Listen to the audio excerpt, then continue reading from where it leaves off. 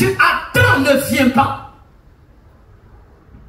si le mariage ne vient pas, si l'enfant ne vient pas, si le travail ne vient pas, si les papiers ne viennent pas, il faut te poser des questions sur la source de ta vie. N'en veux pas la série, il ne faut pas en vouloir la série. Il faut regarder à ta source. Le prophète parlera sur ta source et la source changera d'aspect pour toi. Je me souviens d'une femme. J'étais dans un pays en Afrique, en Afrique centrale. J'étais allé pour une mission. Et j'avais un souci d'argent. Je n'avais pas d'argent. Je n'avais vraiment pas d'argent. Je n'avais rien. Je vous dis la vérité, je n'avais pas un sou. Et donc, je me suis mis à genoux. Et j'ai prié. Je dis, Seigneur, ça fait 2 jours que je n'ai pas appelé ma femme. Je n'ai pas un sou. J'étais allé en mission pour évangéliser une zone très difficile.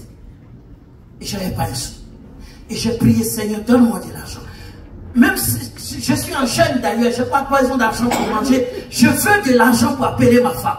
Pour voir comment elle va. Et mon fils. Et donc j'avais fini de prier autour de 14 heures. Et je devais faire culte dans un secteur. Parce que je rassemblais des personnes à gauche, à droite. J'annonçais l'évangile. Et donc je devais aller rencontrer un groupe de personnes avec qui prier. Et avant le moment de la prière, une femme s'était approchée de moi. Vraiment, papa, je suis venu te voir. Bon, être avec une femme dans cette région, c'était un peu difficile parce qu'elle était mariée. Donc j'ai dit, bon, mettons-nous devant tout le monde, on va parler. Elle dit, non, je vais te voir à côté. Bon, non, mettons-nous ici. Elle dit, non, papa, je vais te voir seul. Vraiment, il faut faire beaucoup attention. J'étais déjà trop seul pour être encore seul. Alors, je me suis mis tous derrière la porte parce que je savais que entre la porte, n'est-ce pas, et le mur, il y avait quelque chose où on pourrait nous voir. Il faut se protéger. Ton ministère peut prendre fin en même temps. Alors, elle m'a dit, papa, j'étais chez moi et avant le programme, je priais et j'ai entendu une voix. J'ai dit, ok. Et la voix m'a dit, prends les 2000 francs que tu as attachés au bout de ton pain et va les donner à nos serviteurs. Amen. Amen. Amen.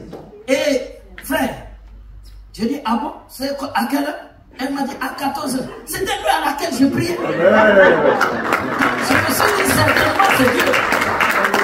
Alors, j'ai dit, non, il faut garder. Bon, frère, quand c'est comme ça, quand même, tu dis, non, il faut garder. Si elle avait gardé, bon, vraiment, je serais coincé. Alors, je lui ai dit, non, il faut garder. Elle dit, non, parce que c'est Dieu qui a dit. Mais, je m'étais posé une question. Comment dans toute cette vie, ce soit cette femme qui a entendu cette voix? Elle dit, papa, j'insiste, il faut prendre. Ce n'était pas grand-chose, 2000 francs CFA. Mais pour moi, c'était de l'or. Il y a 2 jours que je n'avais pas parlé à ma femme. Alors j'ai pris, j'ai dit, qu'est-ce que tu veux dans la vie? Dis-moi ce que tu veux. Parce que tu m'as donné ce que moi, je voulais.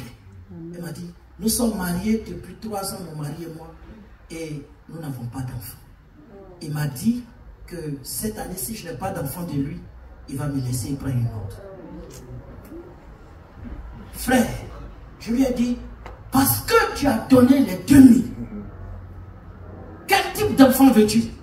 Elle m'a dit, tout ce que Dieu donne, je vais prendre. Amen. Je lui ai dit, non, dis ce que tu veux. Elle dit, mon mari veut un garçon. J'ai dit, à l'instant, tu auras un garçon. Amen. Dans 3 mois, elle dit, j'ai un autre sujet. J'ai dit, lequel? Elle dit, je veux que mon mari vienne à l'église. J'ai dit, d'accord. Dans 2 mois, tu seras enceinte. Et le 3e mois, ton mari va venir.